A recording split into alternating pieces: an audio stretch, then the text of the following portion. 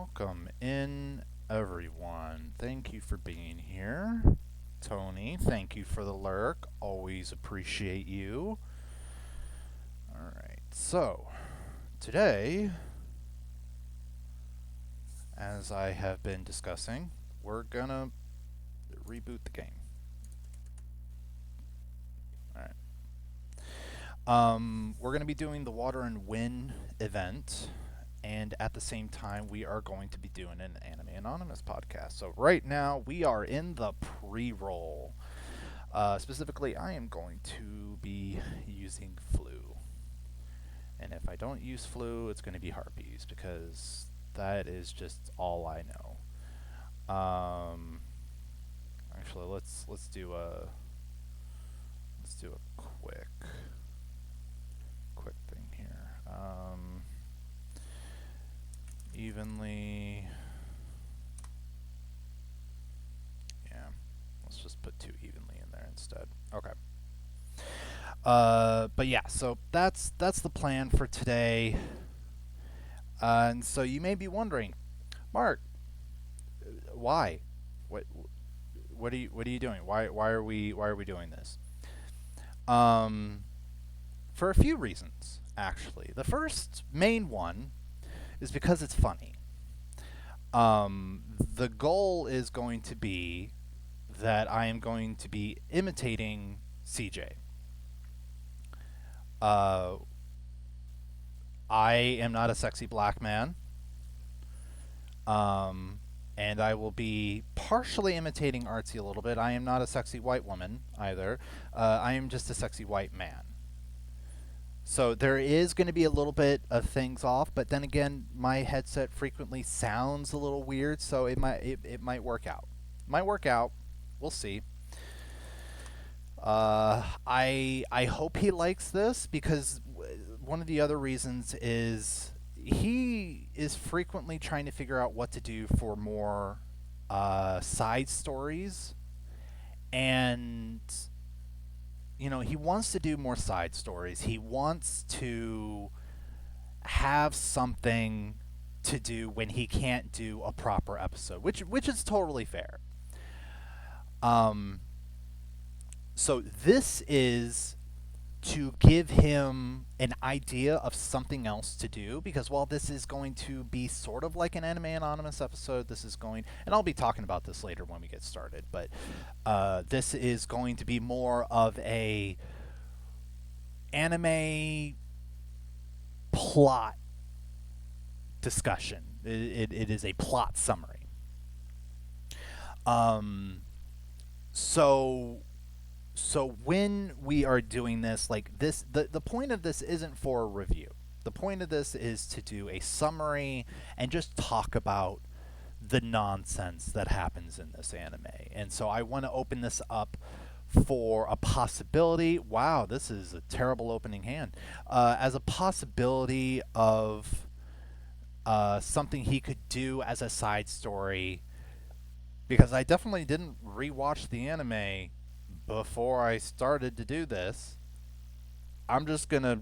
I've got some notes. I'm shooting by the seat of my pants. So we'll see how this goes, and hopefully he likes it. And if he doesn't, which it would not surprise me, he has re-recorded episodes in the past, allegedly because the auto quality was just terrible, so he had to undo it or redo it rather, um, and that was it. That was just it. So, um, we'll see. So the end result of this is going to be that if he likes it, this is not going to be pushed out to YouTube. This is not going to be clipped for YouTube. I can't imagine I'll find anything to clip about this anyway. And I'm actually going to see about unlisting it on Twitch as well. So this is just going to be a recording that disappears into the ether. Only thing left is the audio recording that will be on my machine. That is it. That is all that is going to be left. So for those of you that are here, hello. You're gonna get potentially some secret episode thing from me. We will see. But if he decides, you know what, no, I don't want it.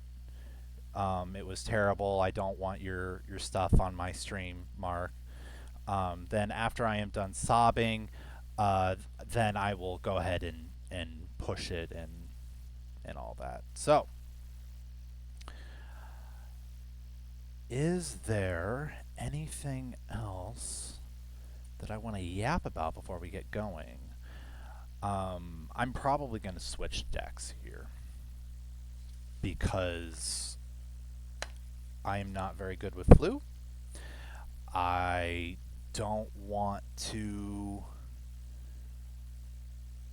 accidentally pause too much because I'm trying to think, oh shoot, what do I do with flu? Um, but we'll see how this goes. So,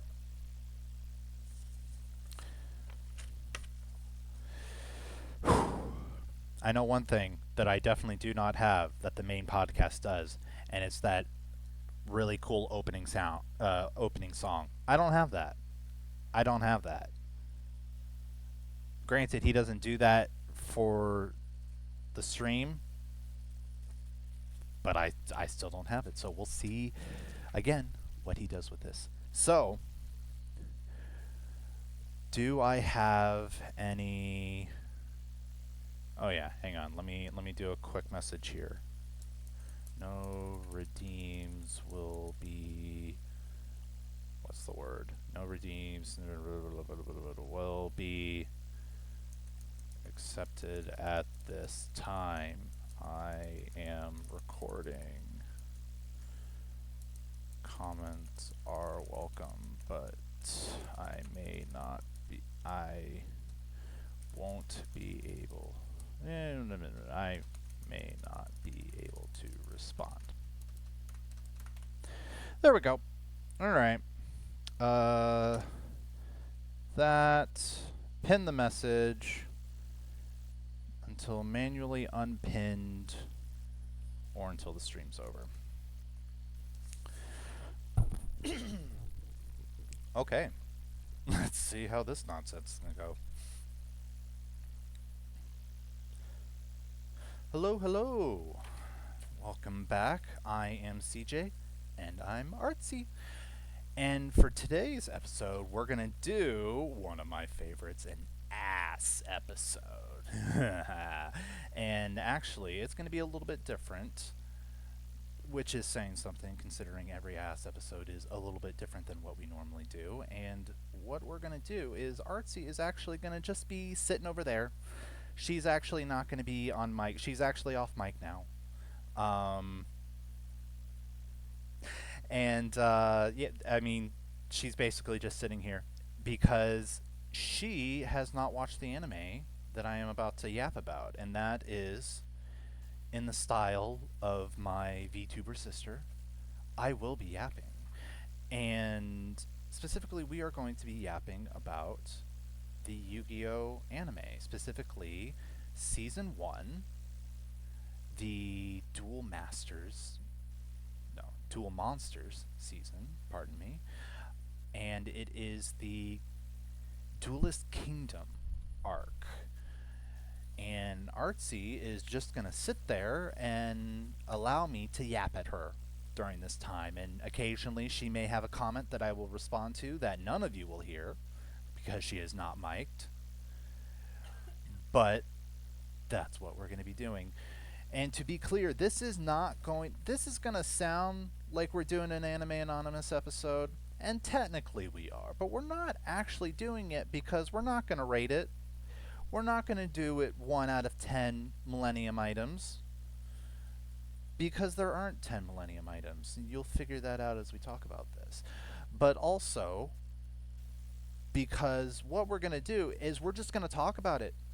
I haven't even rewatched this anime in a while. We're just going to yap and talk about what happens in the different episodes. and just really narrow in on the nonsense that they do. And for those of you that have seen this anime, should hopefully respond nicely to the fact that this anime is nonsense. By all accounts, it's nonsense. But for those of you that have seen the anime and have seen or have played the actual card game, again, nonsense. But it is nonsense that is something that we can laugh about. Because, oh my goodness, this game breaks some rules. Which is funny because, again, as we will talk about, it's not actually breaking some rules, which is fun. So, let's get into it. First, we have the opening scene, episode 1, The Heart of the Cards, it's called, which is going to be an ongoing theme in this anime for now till the end of, in season 1, episode 49. I don't know about y'all, but they don't norm I don't normally see anime that go that long. Like, they're not supposed to go that long. They're supposed to be 12, maybe 24, and then they're done. Nope. Season 1. Just see, there are 5 seasons.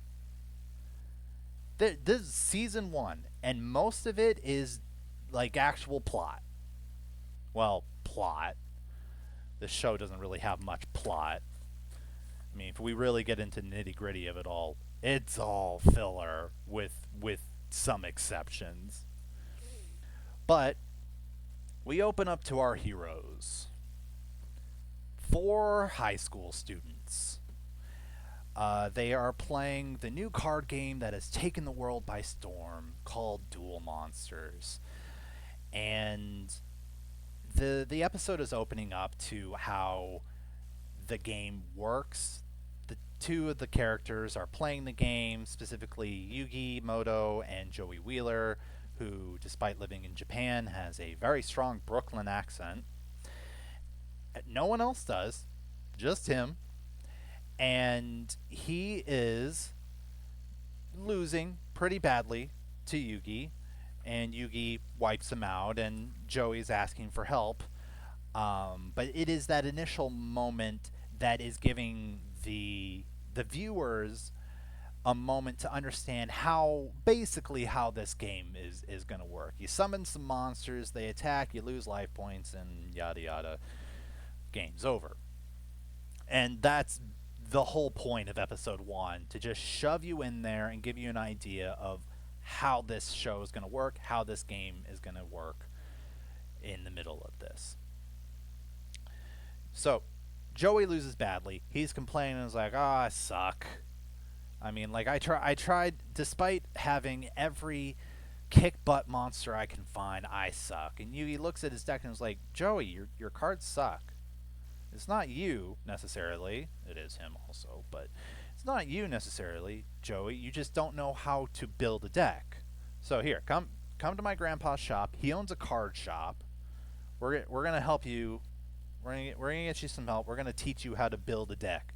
We're gonna teach you how to use magic cards, and maybe one day you'll figure out how to how to use a trap card." They also talk about how his grandpa has a super special, incredibly rare card because for some reason in this world they do limited prints of certain monsters. Again, for some reason, I don't know what the business model for that is, but yeah, there are a limited number of Blue Eyes White Dragon cards in this world, and there is another high school student in Yugi's class named Seto Kaiba who overhears them talking, and he puts down his book and thinks, "Hey, that super rare card they're talking about might be the Blue Eyes White Dragon I've been looking for. I got to get my hands on that." So they go to Grandpa's shop. Sure enough, yep, It's the Blue Eyes, and Kaiba bursts his way in, doesn't even say hi, and he's like, "I will pay any amount of money for that." And he's like, "Not this card is too special. It's not for sale. Here, I have a briefcase full of rare cards. I will give you this entire briefcase for that one card." And his grandpa was like, "Oh, that's a nice collection, but again, not for sale, young man. Like that when it's not for sale, up in the ante does not suddenly make it for sales. Like it's not an infinity number. It's like no number." But he doesn't really take that very well. He is just certain. "Oh, I'll I'll get that card, old man." And he does. So what ends up happening is he forces Yugi's grandpa into a duel, and then Yugi's grandpa gets horribly injured, to the point of needing to be hospitalized. Yugi and the crew rush over to Seto Kaiba's place of business, and they find his grandpa collapsed on the floor, unable to pick himself up. And they rush him off to the hospital to be taken care of. And Yugi's grandpa is basically encouraging Yugi, "Hey, you got to do something about him. He needs to be defeated. He needs to be taught the power of the heart of the cards." We are setting up the theme of this whole first season. We are really trying to nail in friendship, belief, faith in ink on cardboard. The show is trying to put out this idea that there is life within these cards, despite that they are manufactured cards. And Yugi, in order to get revenge and also get his grandfather's card back, because the price of the duel, the price of Grandpa losing the duel, was he lost the Blue Eyes White Dragon card, which Kaiba, after getting the card, rips it in half, which shocked everyone. Why, Seto? You've been how much trouble are you going to get this card, and you just rip it in half? You could have just put it away, but no. He says he wanted to make sure no one would be able to use this card against him. That's why he did it. Yugi and Seto start their duel, and the thing that makes it unique is the fact that these cards are coming to life in a giant holographic projector. It's this giant, like, gymnasium sized machine. It is huge. It is huge. It is absurd how large this machine is when you really look at it. And it's projecting these giant images of monsters. And when these monsters are projected, they have some real life qualities to them, and at the same time, it's just a shock for everyone to see, because no one is expecting these cardboard game pieces to actually have some real life component to them, other than the fact that, yes, I put this cardboard on a table and rules apply. So that is throwing everything off. For some reason, like, this is such a shocking revelation to everyone. Like, this is adequate explanation for Yugi. That's why his grandfather lost to Kaiba, despite his grandfather's belief in the heart of the cards. It's because he was so shocked by these holographic monsters that it threw off everything, and he wasn't able to play well, and he ended up losing. Yugi shakes it off. He ends up playing the game. Over the course of the game, he finds out that Seto has all three Blue Eyes White Dragons. There are 4 in existence. He tore up one. He has 3 more that are in his deck, and it just cinches, well, that's why. He is using all three. He didn't want to just have one in existence hiding somewhere. He wanted to tear it in half so no one can use it. Dick move. The duel continues on, and our hero wins. Of course, our hero wins. Like this is one of those anime that there is no risk of the heroes not winning in the end. As this show goes on, season after season after season, there may be instances where there is a temporary loss, a temporary setback, but the war is ultimately won. And you're gonna get that vibe immediately in this show because Yugi doesn't win from strategy. He does not win from having a better monster because at this point in time there is no monster stronger than the Blue Eyes White Dragon. So he does not have a monster in his deck in this card game that is strong enough to win. He wins because he was able to last long enough to find 5 pieces in his deck that when you put them together, they are the pieces of Exodia. For those of you that know the game, for those of you that don't, what it means is you have all 5 pieces in your hand, you automatically win the duel. And this moment is so rare in happenstance, it shocks Kaiba to his core. It is the one thing that could have beat him, and it is the one thing that couldn't possibly have happened. No one has summoned Exodia before in a duel. For anime reasons. Like we don't need to go into why, because it's anime reasons. It's anime logic. If you really dissect this game, you can just play defense until you get all your pieces into your hand and then you win. Game over. Like it's just a waiting game. But that's not fun to watch. So it's very special, very very very big deal. And after losing, Seto is shook. He does not know how could this happen. He is a champion.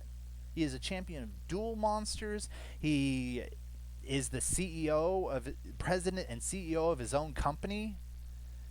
He owns the holographic technology that is currently being used. He doesn't understand how this nobody, Yugimoto, was able to defeat him.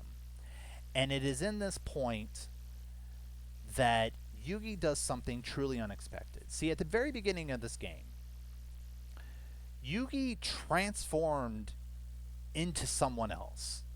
Looks very similar to him, but like a more mature and somehow 6 inches taller version of him.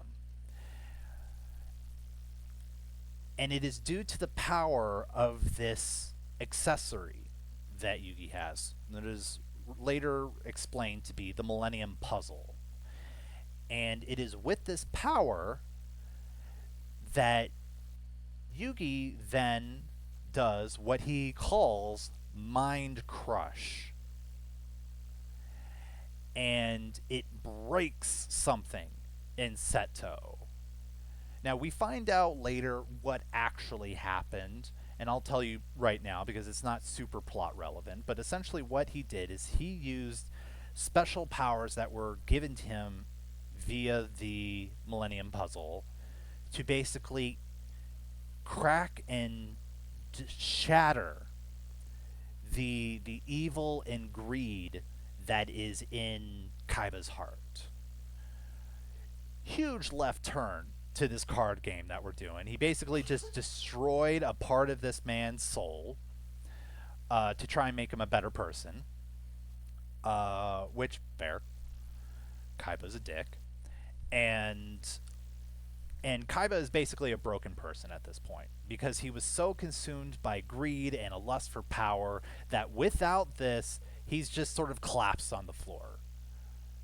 And there's very little left to him at this moment. But we don't worry about him because as soon as Yugi won, Yugi's grandfather wakes up in the hospital on the path to recovery. Somehow those two things were related. And that's basically the end of the episode. So it is an intro to everything that's happening, everything that is going to happen. So what we have so far is the reigning everything champ, Seto Kaiba, has been defeated by an up and comer. Seto's soul has been fractured, and Yugi, unbeknownst to him, has started making a name for himself. Also, we have this theme of faith and the heart of the cards and such, which does come up during the anime. There is a moment where Yugi is probably about to lose, and he starts to sense, because of his doubt, that the deck is not going to respond to him. Very anime protagonist nonsense. That basically he got what he needed because he believed that his deck would come through for him, and it did. Again, anime nonsense. But this is going to be a common theme with Yugi, and occasionally for his friends as well, but mostly for him. And and on we go. We go into the second episode. These are going to go a bit faster for those of you that are concerned. Wow, we spent that much time on one episode. There are 50 of them, and we're going to spend that. No, no, no, no. We're a lot of these we're going to jump through for sure. So, second episode, Maximilian Pegasus is a new character that is introduced. He is the creator of Duel Monsters, creator of this card game in general. And he is hosting a tournament. Yugi and the others are seeing this tournament currently being played out, the finals of which being played out on TV. They are watching two other, I mean, let's face it, they're NPCs, they're side characters. We've got Rex Raptor and Weevil Underwood, who are the finalists in this championship. And the game plays out. It is the show introducing some different early archetypes within this card game. You have your dinosaur player going against the insect player. And they are just trying to introduce roughly what kind of people these duelists are. The bug player is pretty conniving. The dinosaur player kind of rushes in, is a bit more on the aggressive side. And the duel continues, and the conniving insect player ends up winning with a radical combo of he played an extra magic card. Whoop-de-doo. The early game of this, for those of you that have never played the Yu-Gi-Oh card game, the early version of this was disgustingly simple. It is a shadow of a shadow of a shadow of what the current version of this game is. What used to be a children's version of checkers is now a puzzle game mixed with elements of Calvin Ball. But the tournament proceeds, the winner is announced, and Maximilian Pegasus comes out to congratulate the winner and present the prize, as well as announce that not only are the two finalists here invited, but there will be a new tournament that he is holding that he is going to call Duelist Kingdom, where duelists of all kinds are going to be invited to his island, and they are going to be able to duel for huge prizes. He invites as many who are able to come, and that's basically it. That is the introduction. And so the TV is over, the showing is over, and Yugi gets a package in the mail. He opens it up, and it's a tape. It is specifically a VHS tape. Just a quick heads up for those of you on the younger side. Uh, a less convenient version of a DVD slash Blu-ray. They put it on. This was back in the '90s, people. It's old. All right, calm down. And so Yugi puts it in, and it's Maximilian Pegasus, and he is inviting Yugi to the island. He's inviting him to Duelist Kingdom. The problem though is that he's not giving him a choice. Something happens. Time freezes, and Yugi is sucked into the TV. Again, somehow magic is happening. We as we as the audience are able to put together pretty quickly that some sort of magic is happening, something on par with the magic that Yugi displayed in the previous episode, that it is sucking in Yugi into the TV. So, Maximilian Pegasus says, "Hey, you're gonna come to Duelist Kingdom. We're gonna have a duel, and we're gonna duel for specifically your father or your grandfather." And what happens is Maximilian Pegasus reveals that he also has one of these special accessories. Yugi has the Millennium Puzzle, and Maximilian Pegasus has the Millennium Eye. And it is over the course of this duel that he explains what the Millennium pieces are. There are 7 of them, and they can grant tremendous power.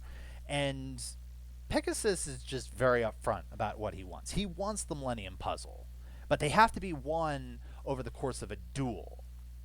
So, he needs to force Yugi to come to this island. He's confident that Yugi will eventually win and get to face Pegasus.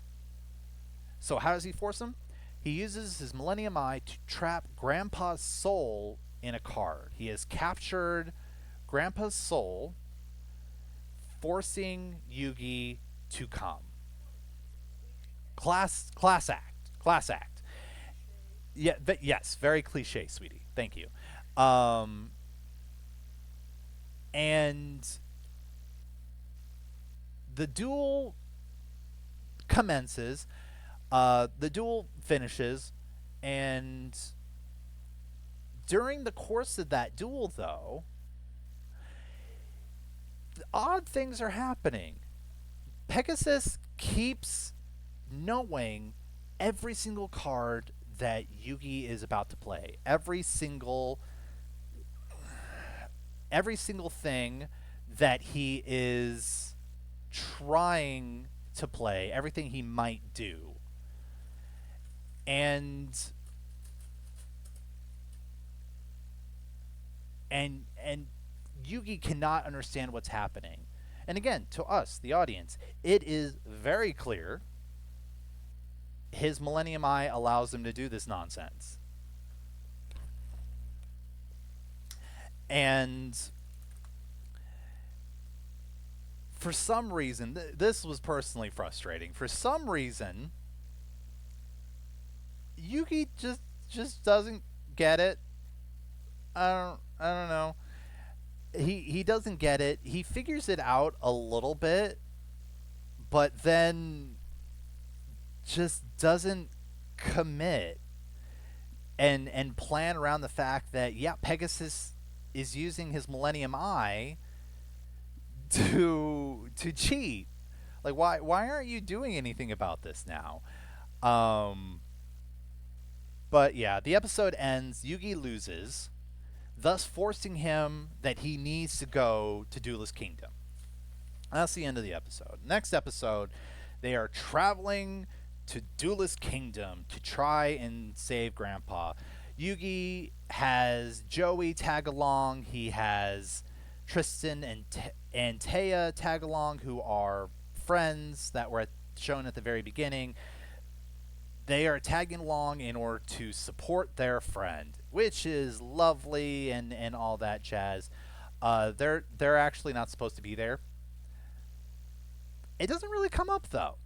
It doesn't really come up that often, and by that often, I mean at all, until like literally the last few episodes of the arc. It just doesn't. No one seems to care. But Joey's coming to cheer on Yugi. He's also coming to participate because he needs the money that Pegasus has promised as a potential prize for this tournament. He needs the money. $3 million is probably supposed to be 3 million yen, but 4Kids did some things with this anime. So $3 million, and he's going to use that for his sister's eye operation, so she doesn't go blind. Um, and that is the premise of why everyone's there. We've got Tristan Taylor being cheerleaders. We've got Joey. He's doing his best, and He's trying to save someone's soul. At no point do they think the three of us, can cheer him on and do our best to help him, because if he wins one thing, he's not exactly going to keep the prize money. He's not going to say, "Sorry, best friend of mine, I'm not going to save your sister. I'm going to save my grandpa and keep that money for funsies." No, no, that's not going to happen. But hey, this is going to introduce Joey so that he can do some fun things and interesting things. And it's not just going to be Yugi for the entirety of the show. It's going to be Yugi and Joey for the entirety of the show. So there's that. See, the writers are planning ahead here, folks. But on the way to the island, and it is on the ship, we meet Weevil Underwood, the champion of the tournament that we saw previously, and he's the conniving one, remember, and he connives his way. He connives his way to Yugi, and he has a very specific plan. See, remember, Yugi made a name for himself, and there's a reputation now. They know that he summoned Exodia. And Weevil wants to see these cards. He's never seen these cards before. Ooh. Oh my. And Yugi says, "Oh, I don't see why not, because I have no sense of self preservation. It's fine." And so he hands these five very crucial pieces to Weevil, who then throws them off the ship. Just tosses part of this guy's deck into the ocean. And yeah, he's proud of himself. He just walks off. Joey jumps into the ocean. He dives into the ocean, risking his life to friggin' try and get these cards back. He gets two back, I think. He gets two back, and the other three are lost to the sea. And yeah, it's just an absurd moment. Like, it's dramatic in the moment, but in hindsight, it's like, bro, you could have died. Why did you do that? I, why? But this is the kind of world this is. That these cards are just that important to the community at large. Um, and also Joey is ride or die. Emphasis on or die. So we have this moment. It's dramatic as heck, and they eventually make it to the island. Like, really, this moment is just for the show to be like, look, he's not gonna win using Exodia every time. If he had Exodia, he would always have this predictable win strategy every time, and that would get boring. So we're not doing that. We're getting rid of the cards. This is plot recovery. This is filling the plot hole so people don't come in and keep asking why doesn't he just work towards Exodia every time? Why doesn't he do, because that would be boring. So we're not going to do that. Okay? So they make it to the island. They're really excited. And then first thing that happens, besides the fact that they get there and they see Maximilian Pegasus announce, they see Pegasus and he announces, "Oh, you may begin. Here are the rules. You have star chips. You gotta gamble them. If you lose all your star chips, you're kicked off the island. If you get 10 star chips, you get a chance to come to my castle and get into the finals." Yippity doo dah. So that happens, and the first thing that happens is our gang sees Weevil on the island. Joey just decides, hey, there's that jerk that threw away your cards. We're going to knock the snot out of him. Get him. They chase after him, but this was apparently Weevil's plan because he drew them in to a specific dueling arena. It is specific because it reveals another aspect of this whole tournament. Weevil challenges Yugi. Yugi accepts. Blah, blah, all that stuff. They're gambling. And it is then revealed the location of the duel field matters because it can give a 30% bonus in attack and defense to every monster that qualifies for that specific field. An unexpected twist. Weevil knew it, other people didn't. Except Yugi apparently figured it out right away because he unexpectedly summoned a monster that got that bonus and got the upper hand. This duel lasts 2 episodes because they had to be all dramatic and extra about it.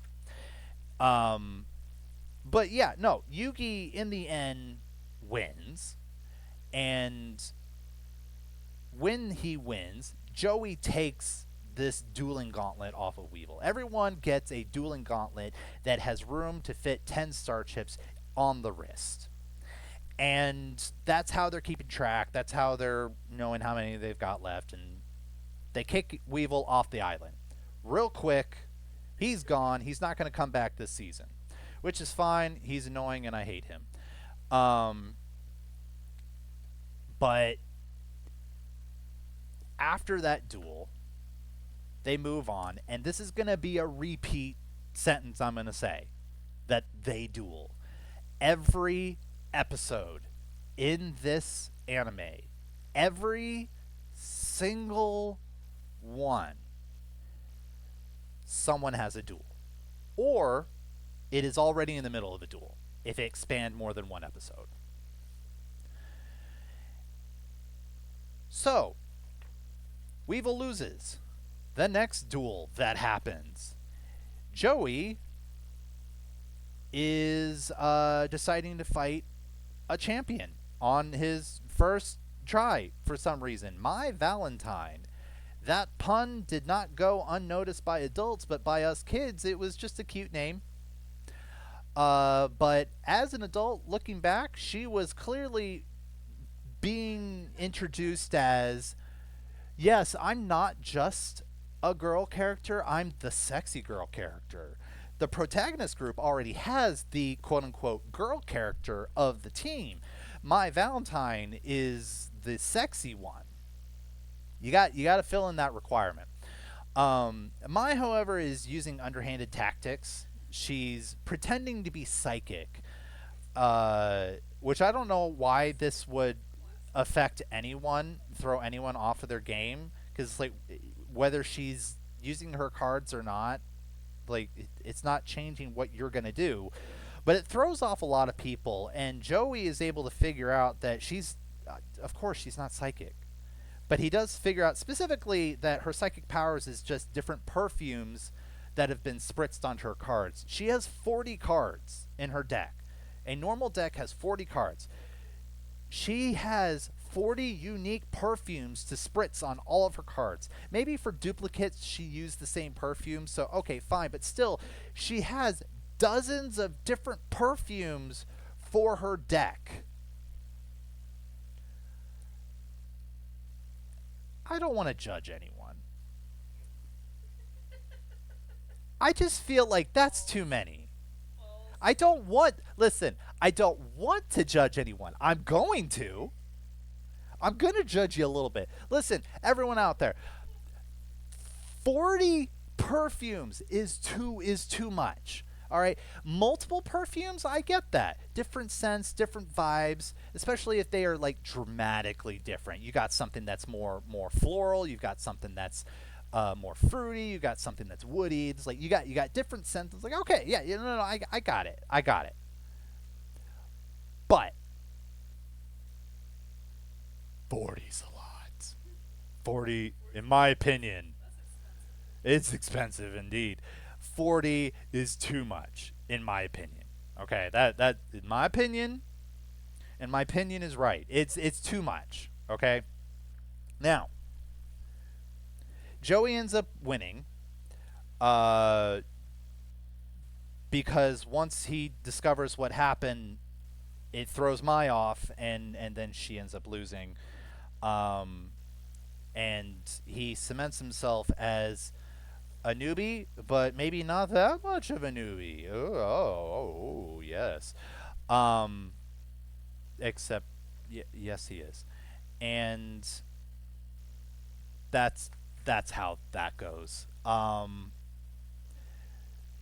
So next match that happens goes back to Yugi, and we are introduced to the water archetype, and it is this archetype that is one of the more tricky archetypes that is revealed.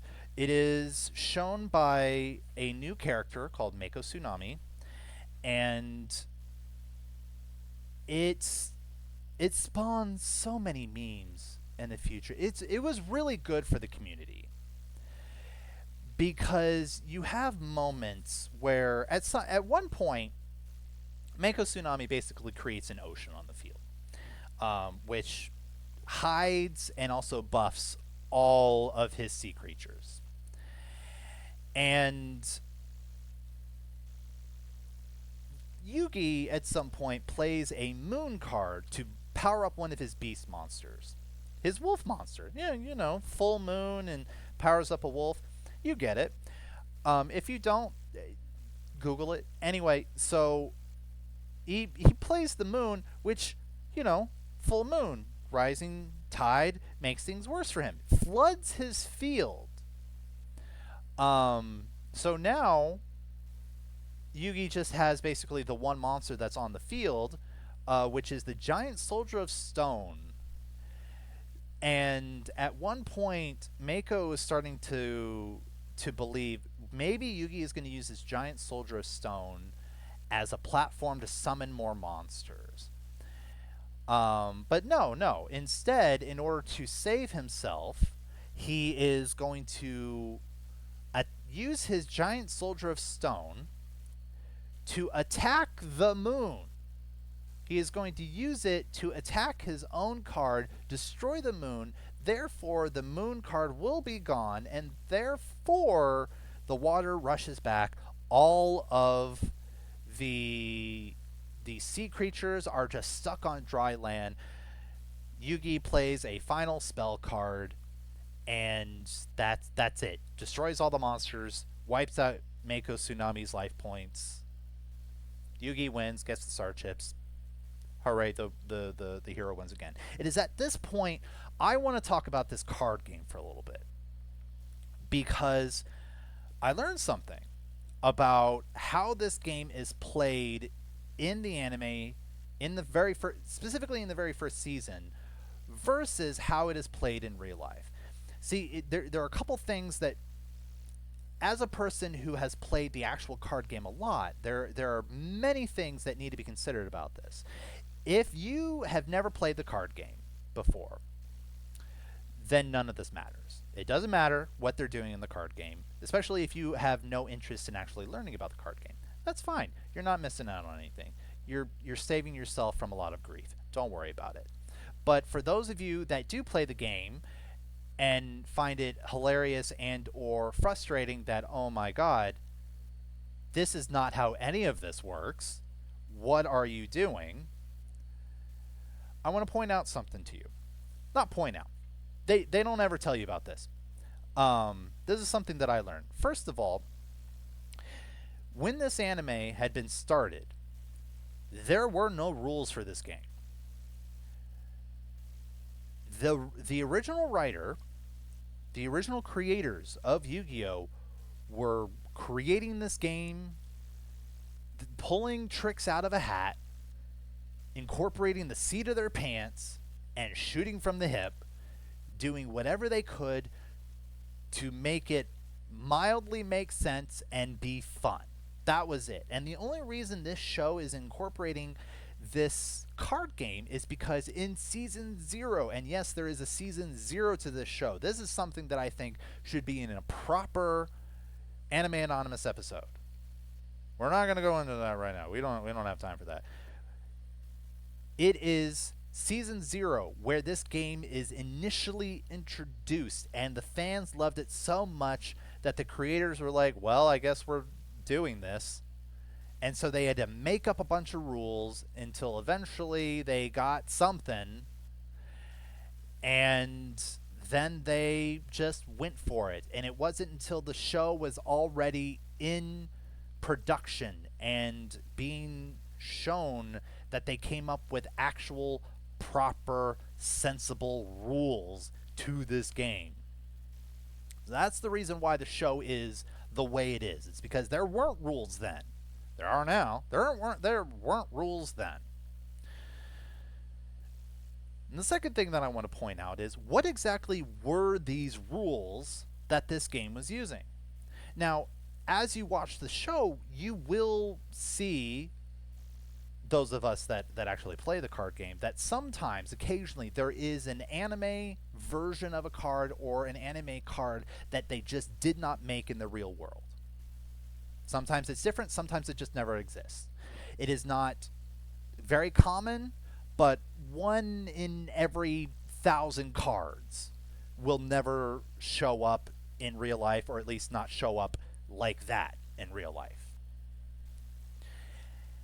So what were the rules in this game? If you are familiar with Dungeons and Dragons, tabletop role-playing games, essentially make up a plausible scenario and base your actions around that. That was basically the rules of the game. There is a little bit more nuance to it than that, but that was officially, according to the explanations that have been given after the fact, that is basically what's going on. So the explanation of destroying this moon, well, as far as the game is concerned, that moon physically exists. So this giant creature that is in the game would be large enough to just stick its sword and destroy the moon, thus eliminating its effect. That makes sense. There are so many occasions of monsters being fused together, and it doesn't, it seems like it's just, okay, I put this monster and squish it with this other monster, and now it's more powerful. And yeah, that is indeed the thing. Because basically the official rules are every monster is capable of something. Now, across 50 some episodes, the hundreds upon hundreds of monsters that get shown, we don't have time to go in everything they can possibly do. We don't have time. And really, it was just an open blank check for the creators to use whenever it would suit the narrative. Let's be real here. Regardless of the justification they're going to provide, it's just so they can say, well, no, it works. It works for insert reason here. Like, no, it doesn't, but okay, fine. We'll go with it in your way. So, just a brief interlude. That's what's happening. That is what has happened. That is the reason for the shenanigans. Okay? So anyway, Meku Tsunami is defeated. He is eliminated from the tournament. We learned some stuff about him, but we can't go into everyone. This episode is going to take too long. So, Mako loses. Now, we have a new plot issue happening, and it's the fact that Pegasus, meanwhile, has decided, you know what we're going to do? I'm going to take over Kaiba's company. Except specifically, it's his board of trustees that's like, Pegasus, we want you to take over Seto Kaiba's corporation. We're going to undermine him. We're going to usurp him. We're going to get rid of him, and then we want you to take over as his leader, as leader of the company. Okay. Mokuba, the little brother of Seto Kaiba, excuse me, sorry, hears all this and wants to do something about it. Can't really do anything about it because he's a little kid and the adults are like, shut up, go away. And the kid escapes. Part of the condition for Pegasus taking over has to do with Yugi. Mokuba gets it in his head then, if Yugi is gone, Pegasus can't get what he wants, therefore the company will be saved. So, Mokuba mugs a kid,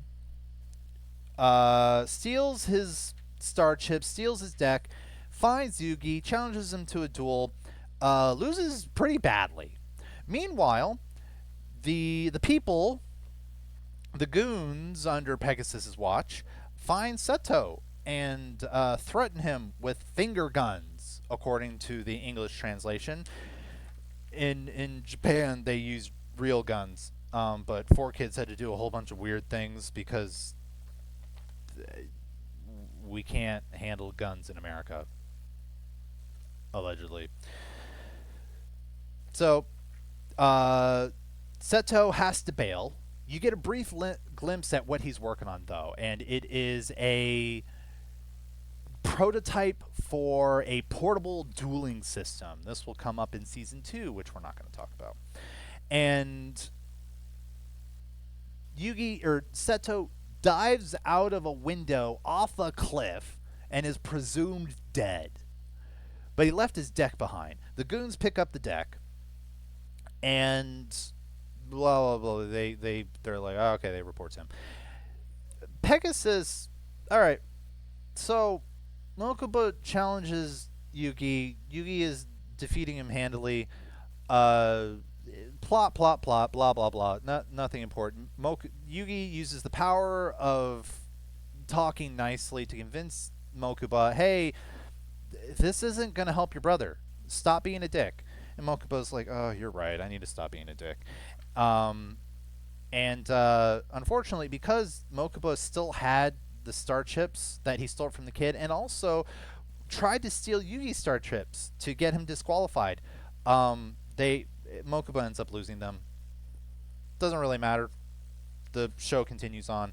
But the goon ends up capturing Mokuba. And Yugi's like, hey, let that small child go, you weirdo. And he uses more challenging language, but he does that. And he's like, all right, I'll let him go if you beat me in a duel. Except not me. You need to beat Seto Kaiba as a ghost. And everyone's like, what? Seto's dead? And sure enough, there's dead guy Seto ready to duel Yugi for some reason. Apparently he has nothing better to do. And he actually has Seto's deck and everything. What's going on? So, Turns out it's like this weird clown evil spirit thing. Remember when Yugi shattered a piece of Seto's soul? Yeah, all that greed and evil, Pegasus something something something managed to manifest it as a spirit to duel Yugi somehow. Just just go with it. Just just go with it. Anyway, so Yugi wins, and it doesn't fix anything. Mokuba got captured anyway. So we're just gonna move on because like uh, it's just a weird side thing. Anyway, Mokuba gets taken back to Pegasus, and you see in a side story, little side moment that yeah, Pegasus basically takes the soul of Mokuba. Mokuba is now trapped in a card, just like Yugi's grandpa, and Mokuba is now a shell of his former tiny self. Um, Episodes move on. The freaking ghost episode. It took like two, yeah, just two episodes. I think I thought it was three. It's still absurd. Anyway, next episode, what happens? They're fighting for some reason. Joey keeps getting picked on by Tristan because that's just what they do. Tristan's being weirdly bravado and keeps putting Joey down. Some cheerleader he is. Anyway, in order to prove himself, Joey challenges Rex Raptor, who Mai is actually using to try and defeat Joey and just show him up after she lost to him. Just get some revenge.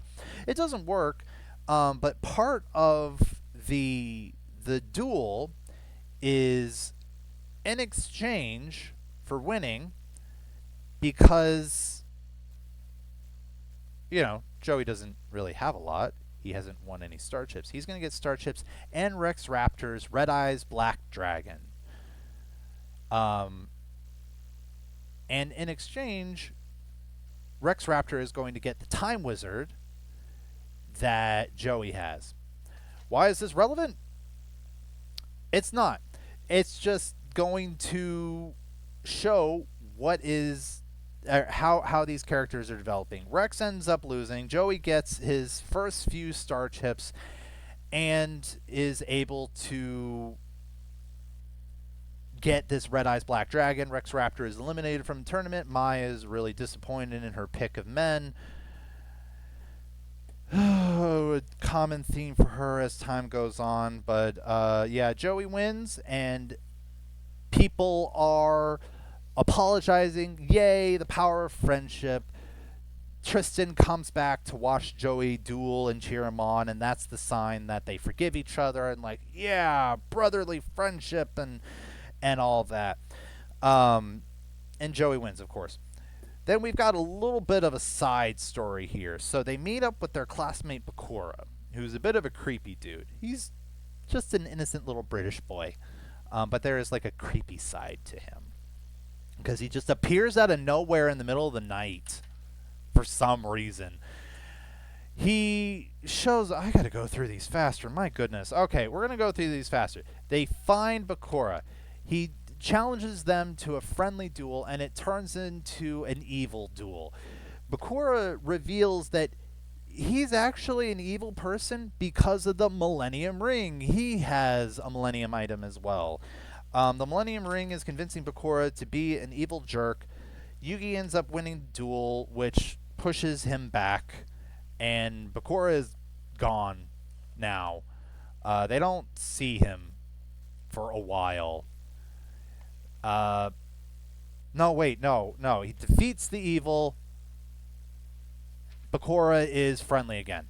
It's fine. Everyone's fine. Everyone's happy. They wake up. Everything's fine. Bakura is now joining them for their adventure. But now we have other problems. See, Pegasus has hired duelists to eliminate people across the island. Allegedly, there are other hired duelists as well, but the only one we find. Oh, that's not true. There are a few others later, but like the first one we find, his name is Panic. This is the kind of dude that's willing to set duelists on fire. Literally, his dueling arena is equipped with flamethrowers for some reason. The heck, Pegasus. Anyway, so Panic forces Mai into a duel. She has to wager all of her star chips. Mai ends up losing because of reasons. We don't see it. She just ends up losing. Yugi's like, oh my goodness, we don't want Mai to lose for some reason. They like her now. And so Yugi challenges Panic to get all of her star chips back. Yugi ends up winning, does the whole mind crush thing on Panic. Panic, maybe he dies. We don't know. We don't see him ever again. And I mean that through the entirety of this series. He is never shown ever again. So I think he died. But Mai gets some star chips back. She's able to keep participating in the tournament. Does this matter? Yes, for reasons that will come up later. But yeah, Panic happened. Yay. Now, turns out, Kaiba is not dead. Shocker. No body, no death is the rule. He shows up and he meets up with our group of protagonists, and Joey challenges him to a duel. And it's a stomp. Like, it's terrible. Joey is just throwing monster after monster, just trying in vain to get any sort of advantage over Kaiba, and gets none. And it cements in Kaiba's mind that Joey is a terrible player and should not be here. Joey loses his confidence for a while. And does this matter? Kinda. Not really. I mean, it sort of emphasizes why Kaiba is the way he is about Joey for the rest of the series, but for the rest of this, no, it doesn't matter. It just gives us a chance to see Seto Kaiba's new portable holographic generator, which ultimately doesn't really change anything. It's still giant monsters. So Joey loses, and it has zero impact. They didn't bet anything on it. Bandit Keith, a duelist from America that is not actually supposed to be there, but he is, because he is a cheater pumpkin eater. He kidnaps Joey to a secret cave and has his underling, Bones, who is a zombie duelist, battle Joey. And through underhanded tactics and all that, really starts to overwhelm Joey until at the very end, Joey screws it up a bit. He is actually about to lose at one point using every trick that he's got, and they all just don't work.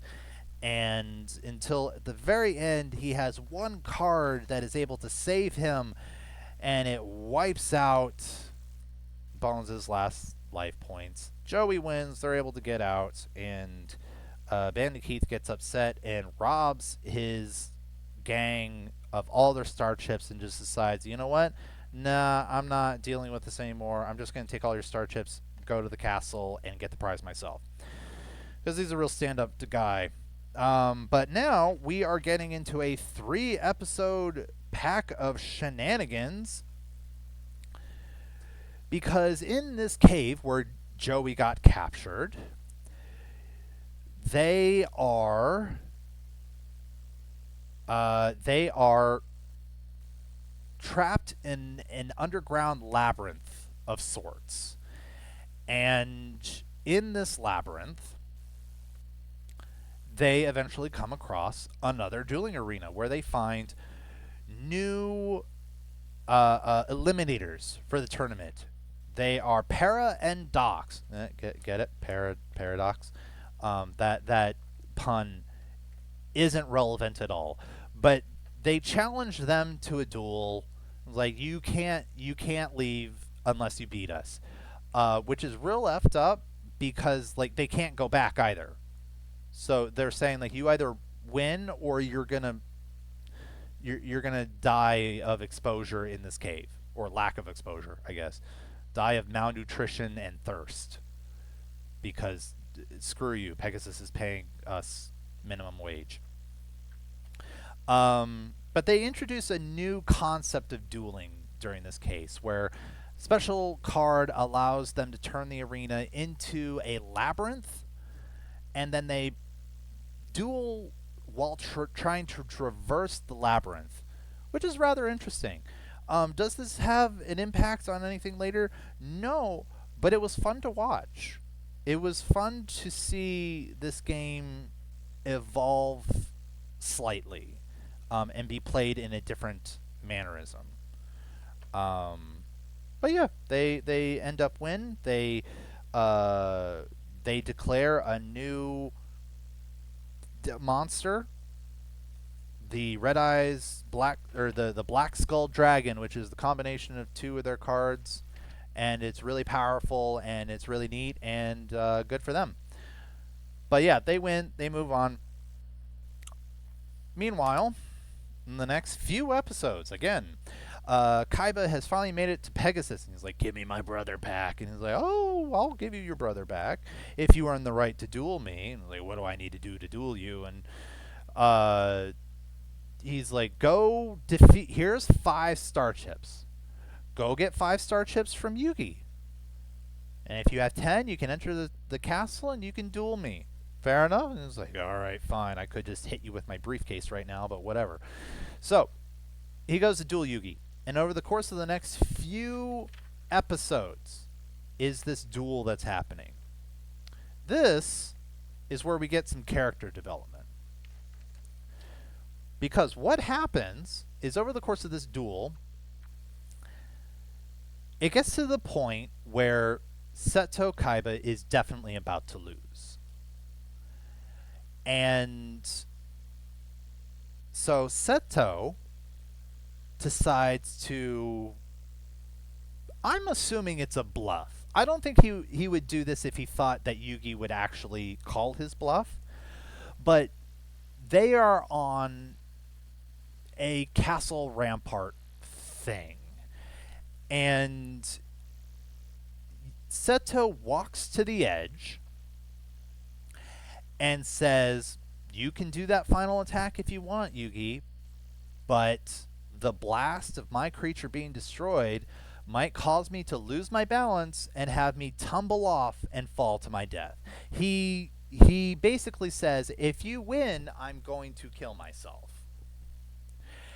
And over the course of this series, when Yugi transforms, he transforms before every duel. And it becomes apparent that this transformation is not a transformation, it is a second part of himself taking over. He has 2 minds in his body, and Yugi has not really come to grips with that yet. He doesn't understand who is inside him, what is going on with him. And this person that has been taking over, that has effectively been in charge this whole time with all these duels, he's there to win. And he decides, if you want to be stupid, Kaiba, be stupid. He calls for the attack to happen. But his other self, Yugi, the actual core Yugi, does not want Kaiba to die, especially because he knows Kaiba is doing this for his brother. He doesn't want Kaiba to die to save his in an attempt to save his brother. No, so he forces the attack to stop. And then Kaiba uses that as an opportunity to beat Yugi. Kaiba gets to go in and face off against Pegasus. Yugi, however, is distraught now because not only can he not get his grandfather, but the main thing that he is upset about is the fact that there is this part of him that he does not understand that is willing to kill for him, and he's not a fan of that. um he is not willing to kill to get what he wants, which, you know what, fair, but also skill issue, Yugi. You got to do what you got to do, buddy. But the next couple of episodes, Mai comes back. Okay, Mai comes back and is like, Yugi, I saw you lost. It's okay. In order to repay my debt to you, because you saved me, I'm only here because you saved me. Here's some star chips, buddy. Now you can get in the castle. We're gonna all go in there. We're gonna have a happy, good time. We're gonna all do our best to win this tournament. And Yugi doesn't care. He's kind of dead inside now. And so everyone in their own ways are trying to convince him, you got buck up, buddy. So you lost. It's okay. It was one time you lost. It's not that big a deal. But Yugi doesn't know how to explain, actually, I've got a voice in my head that's telling me to kill people, and it's kind of messing me up. He doesn't know how to explain that. Um, so Taya and Mai end up having a duel. Taya is going to duel Mai for the star chips. She's going to take them on Yugi's behalf. And Mai accepts, and ultimately Mai loses by letting Taya win. Taya was not going to win. She lets Taya win. She doesn't say that, though, but we know. We know. Taya wins, gives Yugi the star chips. And this duel was enough time for Yugi to process things. Yugi has a brief chat with this voice inside him. He's starting to understand there is another person in him. He doesn't know who it is, but he accepts this person is actually trying to help Yugi. And this voice expresses his regret. He did not mean to take it too far, but he understands, yeah, that I'm sorry I took it too far. Might be. So they make up, and now they're a partnership, and Yugi is a bit stronger for that now. This episode is relevant, not because of the duel, but because this is an opportunity for Yugi to become stronger as a duelist in the long term, because now he has this partner to help him. So, now we have 30 star chips across the board. Joey's got 10, Yugi has 10, Mai has 10. We have 3 people that are going into the castle. Heck yeah. Except Tay and Tristan aren't allowed to go in, so they have to like burst their way in there. It's kind of weird because like why did the guard just not open the door again to go get them when they snuck in? I don't understand. More anime nonsense. Anyway, so in the finals, we have 4 people total. We have Bandit Keith, who made it there. We have Mai, Joey, and Yugi. But before the main event happens, we have a duel between Pegasus and Seto Kaiba. Seto and Pegasus have their duel where they get a look at the deck that Pegasus is using, and it is a Toon deck. It is specifically an archetype of cards that were banned because of how powerful they are. That's some shenanigans, Pegasus. What the heck? What are you doing? So, the duel happens. Kaiba ends up losing. And as a result of his loss, Pegasus takes his soul too. So now,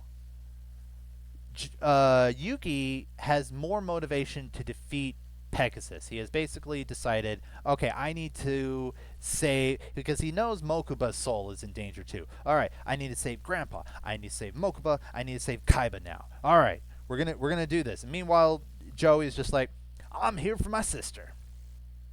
Good luck, everybody. I'm here for my sister. Tournament starts. Pegasus is watching like a king. Like he's on a proper throne and everything. He's watching like a king. The first duel is Yugi versus Mai. Things happen. Ritual monster happens. Yugi wins. Naturally. We're going to have our main protagonist in the end, right? and specifically, Mai wins by forfeit. Her boss monster gets destroyed, and she decides, you know what, I don't want to see the rest of my deck get destroyed, so I'm just going to be done. I have no chance of winning anyway. I'm like, okay, fair enough. She quits.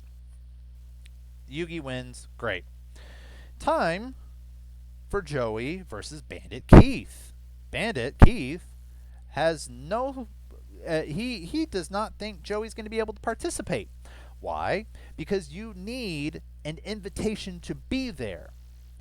You need to present one of two invitations. You need to present an invitation to get the prize money or an invitation to get the grand prize, which is a wish to have anything you want that that Pegasus could possibly grant. That is physically possible for Pegasus to grant. Like one of the examples was like, you can wish to have this whole island, and I will give it to you. Pretty neat prize. Pretty neat prize. Joey was not invited here. He didn't get any of those invitations. Yugi got both invitations because he was properly invited there. So Yugi gave him the prize card because that's ultimately what he wanted. But in the middle of the night, Bandit Keith stole the card. So Joey is in a scramble trying to figure out, oh, where did I put it? How could I have lost it? Did I really screw up? No. Loophole. Mai's out of the tournament. She doesn't need her prize card anymore. So she just gives it to Joey. And so he's able to participate after all. The duel happens, and over the course of the duel, Bandit Keith cheats more. Like, real bad. Like he's got these like little wrist bracelet things. He has cards hidden in them. And all that. Pegasus sees all of this, by the way. But he's using his Millennium Eye to check on each of their motivations. Bandit Keith wants to defeat Pegasus in revenge. Joey wants to defeat Pegasus to get that money for the prize money in order to save his sister. So Pegasus isn't going to say anything. He's like, this is a battle of a villain and a hero. Like, I want to see how this works out. Joey ultimately wins. In my opinion, one of the most enjoyable duels of the whole season. I really enjoyed how it proceeded. And if y'all want to check it out, go to YouTube, look up a video of Bandit Keith dueling Joey Wheeler. It is, in my opinion, it was a very fun duel. Very fun shenanigans. And at the end, Bandit Keith, once again, trying to pull a maneuver, is just like, hey, hang on. He can't actually be here. That wasn't his card. Joey's like, yeah, that's right. I couldn't find mine. Mine gave me hers. But how did you know that, Bandit Keith? And he was like, I don't. Pegasus reveals everything. Bandit Keith is a liar. He's a thief. Blah, blah, blah. Bandit Keith pulls out a finger gun, which in Japan was a gun, and decides, you know what? Screw this. I'm just going to shoot you, Pegasus. Give me what I want, or I'm going to kill you. And then Pegasus activates a special button, opens up a big trap door, and Bandit Keith falls into the ocean. Never to be seen again until the next season, actually. He's fine. He's fine. In Japan, they didn't know that, though. In America, when Bandit Keith hit the water and should have died, there was an ow. Again, for some reason. For some reason, 4Kids felt the need to do this. So Joey wins! And now it is the semifinals. Joey versus Yugi. Fun fact about this duel. Joey, in the manga, in the written version of this, decided to just forfeit. Because the winner of the loser of this match gets the prize money. The winner of this match. Wait, no. I'm sorry. Only the winner gets something. Okay? So they had figured, listen, we don't want to give Pegasus any more information about your deck than he already has. Because at this point, they still have not figured out somehow that Pegasus can read minds. So Joey forfeits under the assumption that, oh, Yugi's just going to give me the prize money and then we're good. We're good. We've basically guaranteed. So in the manga, this duel doesn't happen. But what happens in the anime is that the duel does happen. And the duel is happening in the sense of one of them is going to make it to Pegasus. So they're going to use this duel to ensure one of them is prepared to fight Pegasus. This is the last bit of practice before they face Pegasus. And Yugi ultimately wins.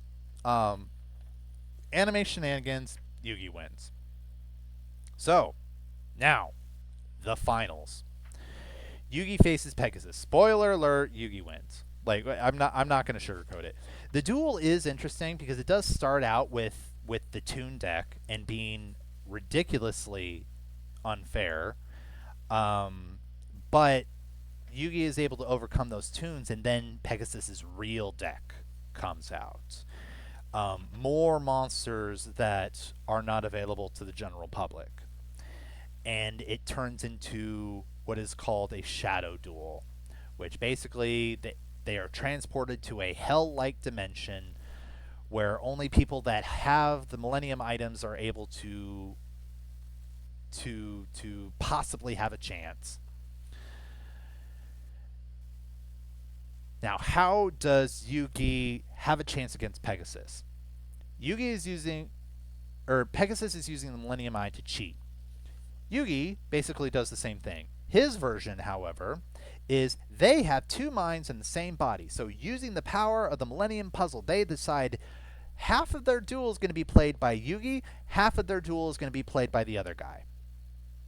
And so by using this mind switching technique, they are able to make it so every time Pegasus is trying to figure out like what does he have, what is he trying to use, he's able to successfully search Yugi's mind. The problem is Yugi doesn't know because it was the other guy. He doesn't know what he's got. And so they do that over and over and over again until it gets to the point where Pegasus gets desperate. That is why the Shadow Realm came up. Because he knew regular Yugi cannot stand to be there for very long, which forces it to be the other guy the whole time. But Yugi put one last card there that's a secret, and his buddy was like trusting to know when to use it, and ultimately, it was he uses it right. Happy ending. Yugi wins. Hooray. Pegasus shockingly holds up his end of the bargain and decides, okay, yep, I'm gonna release these souls. Great. And he releases Mokuba, Grandpa, and Kaiba. Kaiba does not really thank him. It's sort of a half-hearted thing, you know. It's just like whatever. I hate you still because my pride is hurt. It's like, okay, thanks, Kaiba, for being like that. So, Duelist Kingdom is solved. The tournament is over. They all go home. Joey was able to get the prize money. Yugi freed souls. Everything is fine.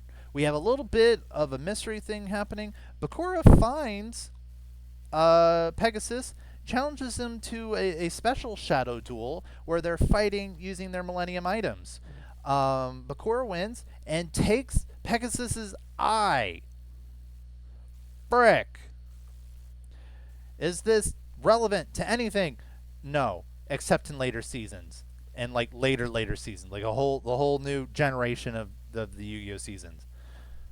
But besides that, like we don't really see Pegasus much after this. But they go home, everyone's safe and happy, yay. And that's the end of season 1. Except it's not the end of season 1. There is some extra bits at the end. So, what is happening at the end? What happens at the end is they come home and there's this little girl, Rebecca, who's like, oh my goodness, Your grandfather is a thief and a con artist and all these other bad names I have for him. And he stole my grandfather's card. And it's an interesting little side story, like parallels and stuff like that. Ultimately, Yugi gives up in the duel because that's what his grandfather did when this same duel happened before. A life lesson occurs and blah blah blah. This the only thing that's important about this is Rebecca will show up in later seasons. That's it. She is not significant. She's just extra.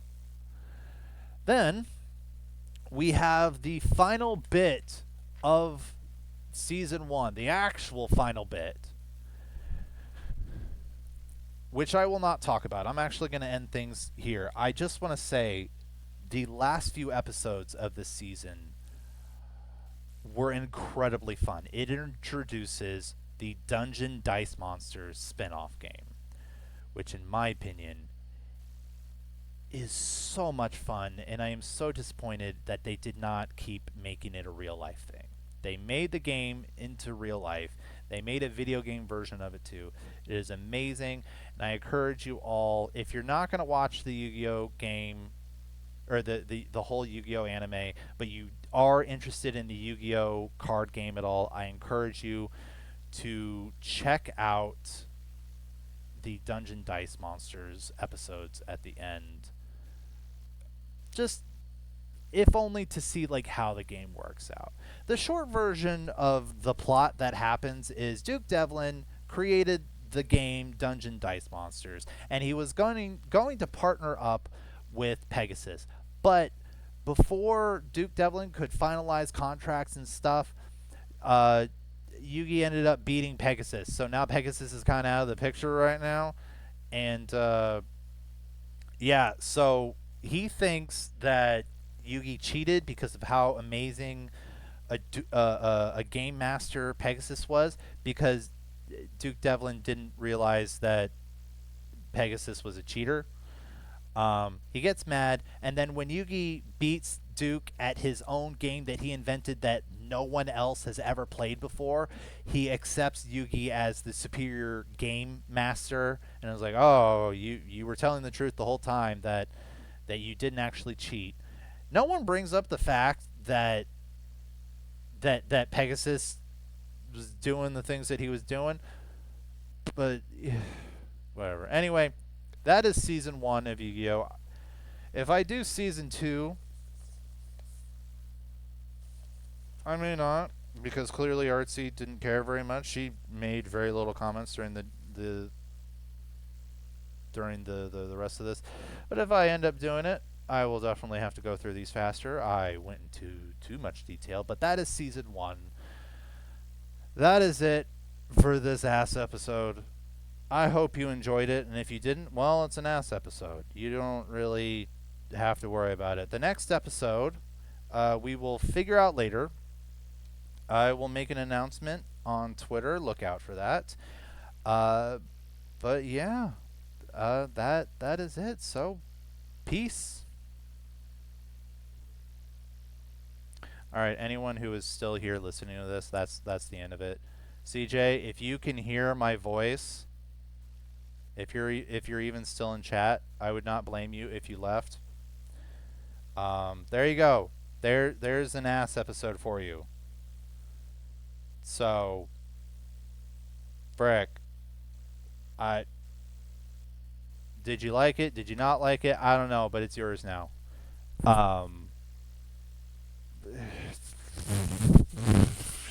Frick. This is the post show. I'm gonna do whatever I want. I had no idea how to. Everyone drink some water. I had no idea how to even possibly go about like mimicking you. How can I do that? You don't have any like accents or lilts or anything that I can try and mimic. And I ended up talking for this was supposed to be a quick like 50 maybe 60 minutes, and then I was going to raid out to Io so I could watch her do a Digimon thing.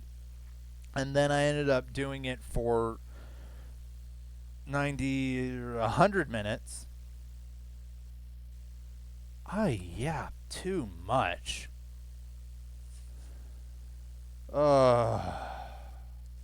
Anyway, there's your filler episodes, CJ.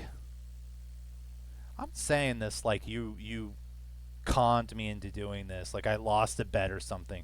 Not that I didn't volunteer to do this the whole time. What's the matter with me? I don't know. CJ, I genuinely. Oh, you are here, CJ. Hello. I hope you like it. If you don't want it, I 100% don't blame you. It's a lot of yapping.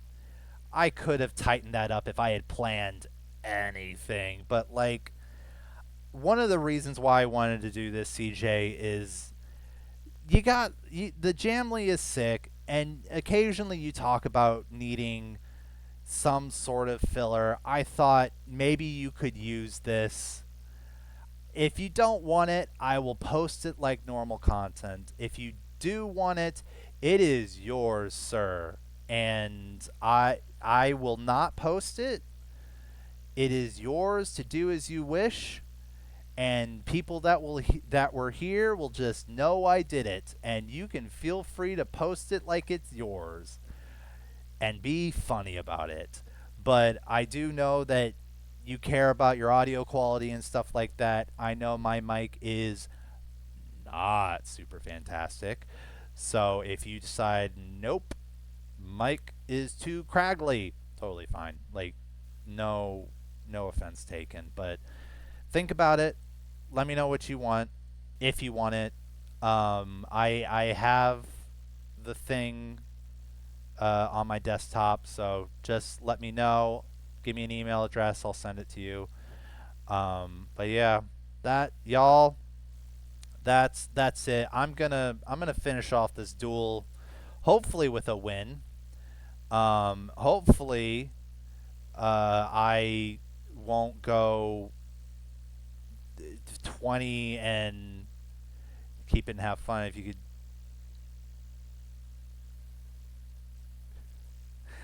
well, let's see. Keep it have could do it with other people who are knowledgeable. Yeah, I know you don't know the anime. That was part of what was funny to me about it. Was just the notion of like I'm pretending to be you. That's why Artsy quote unquote wasn't here, which unofficially Artsy is my wife for the purposes of this. So any comments that my wife were going to be done in Artsy's name. Um, so I look, if you don't want it, fair enough. I will post it out. I would not care. Yes, egotist is not once per turn. Um, it's just put a harpy lady or a harpy lady sisters out. It just has the sad drawback of you can only have three, which that's the normal rule. What do I want? Yeah, let's do that. If I had paid more attention, I probably would have XZ'd something here. But yeah, egotist is not once per turn. You can burn all three of them if you want, and sometimes I have in order to get out the dragon. Oh, buddy, harpies are my jam. Oh, I love this. This is my pet deck. I love them so much. I'm not going to be weird about them, but like I love all of these ladies. I love every single one of them.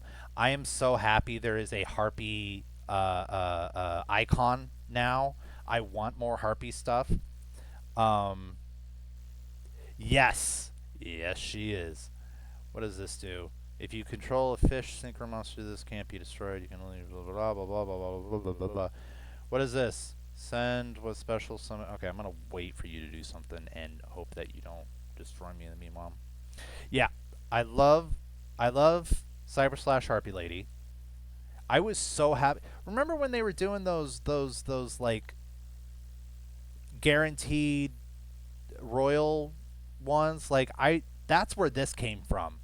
I was so happy to one from your hand or you know what? I don't know what to do with Goaty, so I'm just gonna get rid of you and hope that that's not a bad decision. I was so happy to get Cyber Slash as one of the royals. I was so happy. It was my first pull with it too. But like we've got Royal Conductor here as well. Love her. I don't have a Royal Dragon, but look at my good but look at my pet Phantasmal Dragon. Such a good dragon. Good boy. Such a good boy. This I have had so many amusing moments with this dragon.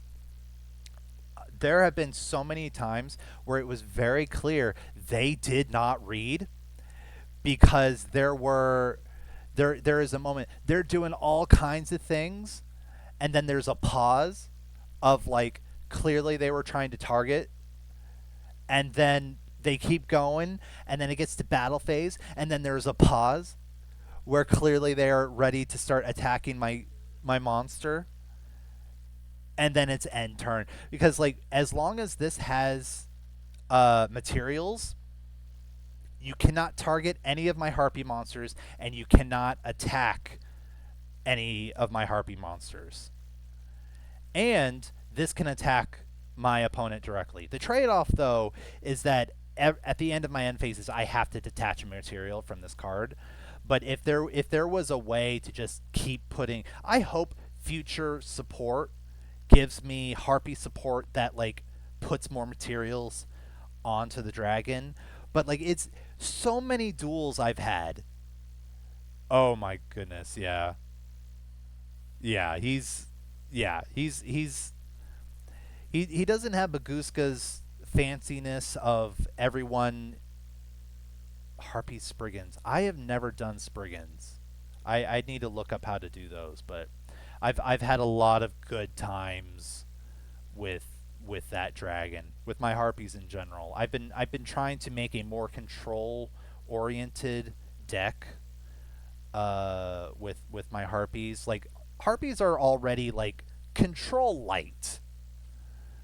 Um, and because they have board control, it's a little bit of board control, and they have a lot of recovery for board control as well. And so I've been wanting to try and create a version of this deck that uses more of that board control because this effect is only once per turn. But Harpy Conductor also has, where is she? There she is. She also has a, I don't know what the slang term is, but she also has an ability to send them back to the hand. Besides some protection, it has. I like the protection for this. Um, so I've been wanting to try and figure out a modification that I can just keep, you know, bounce, bounce, bounce, bounce, bounce, bounce, bounce. Um, Unfortunately, it's only once per turn, but having multiple returns is just funny. There's a card in Spriggans where it can attach cards to an XEs, if I remember right.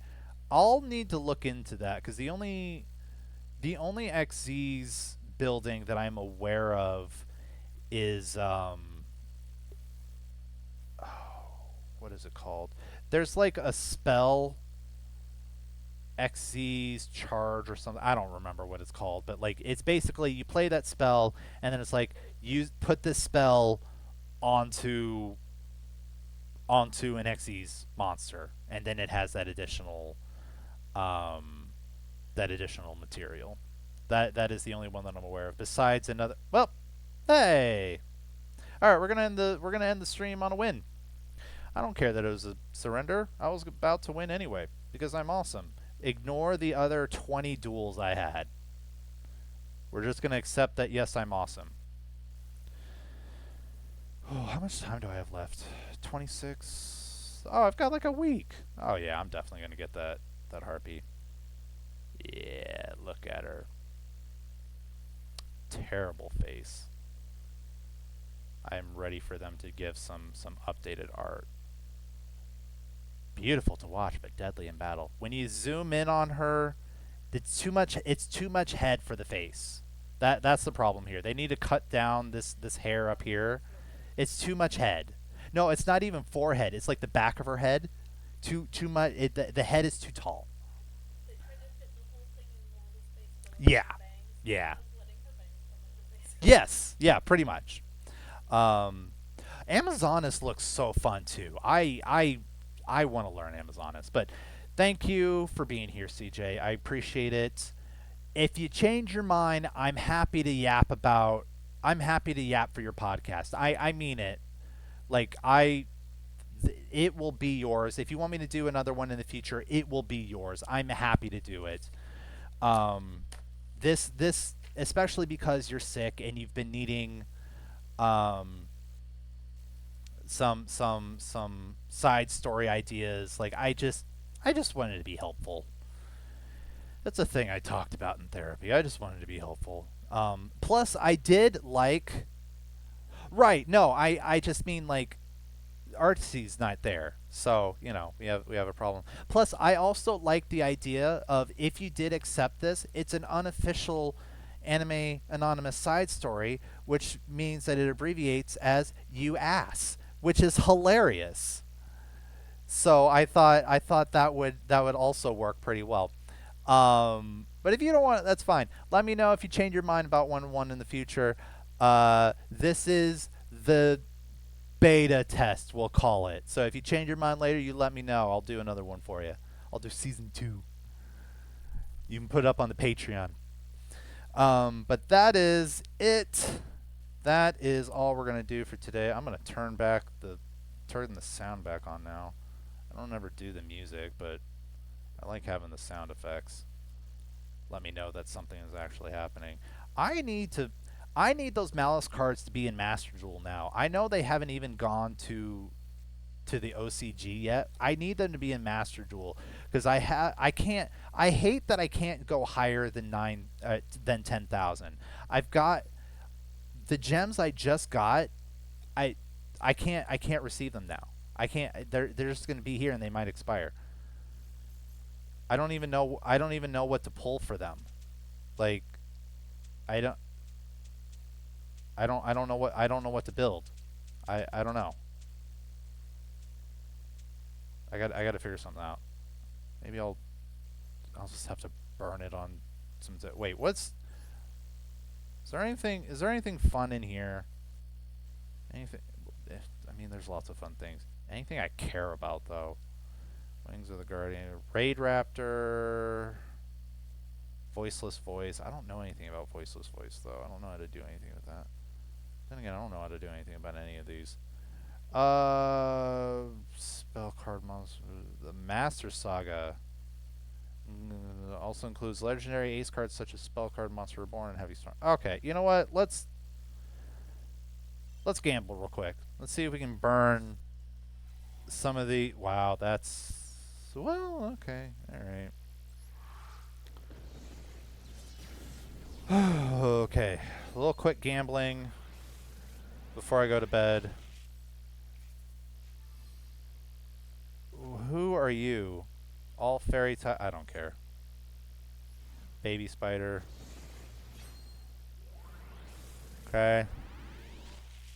And so far, I am unimpressed. Although I like the spiders.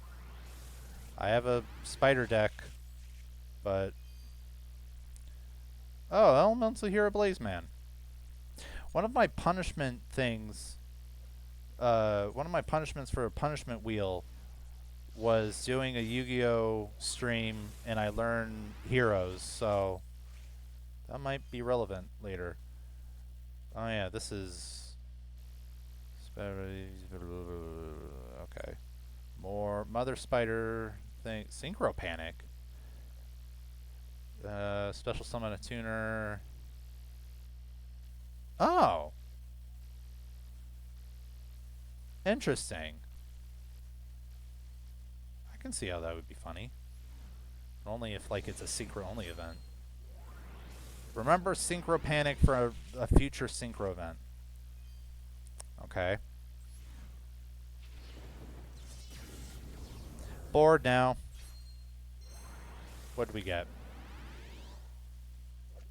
Dragon Master Magia. Uh, Ultimate or 3 Blue Eyes Dragons plus 1 Chaos Monster.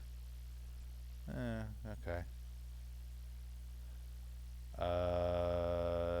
Sun Dragon in it. Lots of cards that I don't care about, so let's do it again. Lots of room for other things. Snatch Steal, okay. Hero Lives. If you control no face up, pay half your life points to special summon one level 4 or lower elemental hero monster from your deck. Oh, I'm sure Jaden Yuki would be up for that, but that's not... Okay. Alright. That's room for my gift now.